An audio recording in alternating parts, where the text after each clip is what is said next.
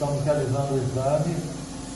Aqui quem fala é Líquid Oliveira, Campinas, no Centro de Endoscopia Avançada.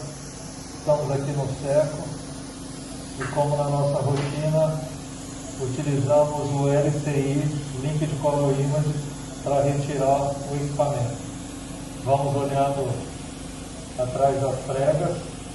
O exame, principalmente desse colo direito, tem que ser bem detalhado,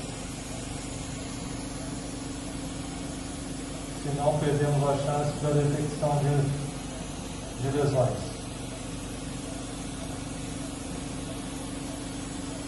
Aqui encontramos uma pequena lesão.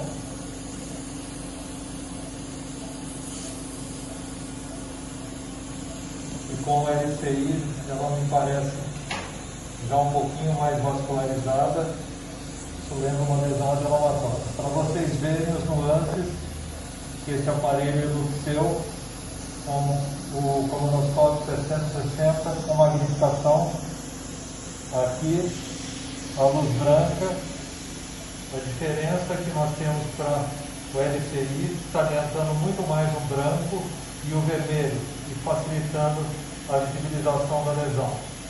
Aqui passamos para o Blue Light Image, porque